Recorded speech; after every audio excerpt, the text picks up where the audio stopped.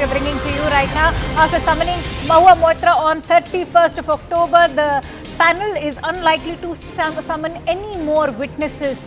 And in the first week we are learning of November, the Ethics Committee will be submitting its report to Lok Sabha Speaker for his final consideration. And after submitting this report to the Lok Sabha Speaker on the first day of the upcoming winter session of Parliament, the government will in fact be moving a motion to disqualify Moitra. For more details, let's quickly go across to Payal, who's joining me on the phone line. Payal, before the government moves that motion to disqualify Moitra, it's also important to highlight how the panel will also be seeking the aid of Home Ministries and the IT Ministry to probe further.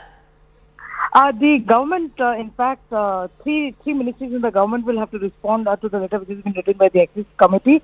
The External Affairs will, of course, authenticate the document that has been provided by Mr. Hiranandani. The affidavit will have to be authenticated by the Ministry of External Affairs because he's spoken about a Dubai letter over there as well. Having said that, yes, the External Affairs, apart from that, the IT Ministry will also be looking into the probe as far as the NIC is concerned to find out how many login attempts were made from which location. And the travel location and the other details are going to be probed in by the Home Ministry because the Home Ministry will have access to all of that information.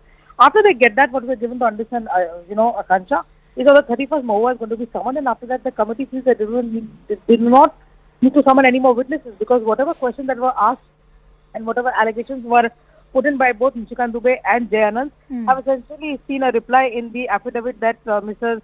Hiranandani has put forward as well. So after which, what I'm also given to understand is possibly in the first week of November, which is of course sometime next week, the committee will sit together and prepare a report and then submit it to the Lok Sabha Speaker. Now the final decision lies with the Lok Sabha Speaker, but to disqualify Mahua Moitra, it has to happen during the Parliament session, and the upcoming Parliament session, which will happen towards probably the end of November, is when the government will bring a motion. All right. And if the facts stand up, then Mahua will stand disqualified. Many thanks to you, Payal Mehta, for bringing in all those latest inputs.